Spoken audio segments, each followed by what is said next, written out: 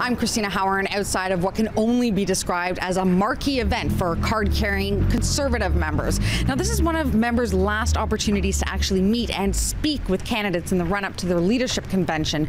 And while many members already have their first choice chosen, who they choose for second, third, or fourth place could make a big difference and could actually determine who will be the next leader of the Canadian Conservative Party.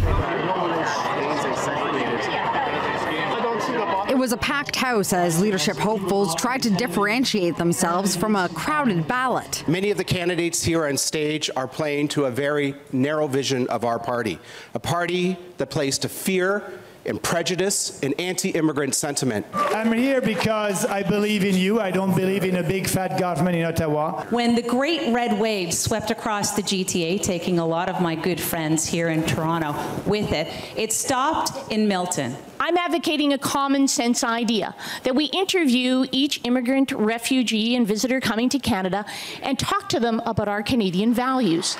Immigration was a hot topic, and in particular, how to deal with people crossing the border illegally in search of refuge. The refugees who are hopping the border into Canada aren't fleeing persecution. We know that the United States is not persecuting refugees. So they're hopping into Canada because their chances are better. That's what it is. I've been very clear on this. We should detain them, question them, and send them back to the United States. The real problem here is the Prime Minister, who irresponsibly, in response to President Trump's Muslim majority ban, tweeted out to millions of people around the world that they were welcome to cross the border illegally and stay here in Canada. He needs to clarify this. While Trudeau did tweet out a welcome, he didn't advise crossing illegally. Now, amongst all of these candidates, there is definitely a noticeable absence, and that is Kevin O'Leary. He apparently told event organizers on Friday that he wouldn't be able to attend because he was spending time with his wife. Leadership hopeful Rick Peterson took the opportunity to point out he too was spending time with his wife. She's been on every campaign stop since early January, and I'm going to ask you, ladies and gentlemen, I drew the #1 seat here. I'd like your #1 support. I'd like to be your #1 pick on your ballot. Although most of the audience had already chosen their favorite candidate before today's event, many were looking for a second best and third choice. I really liked, I forget his name, the fellow from, what was his name? Prajit?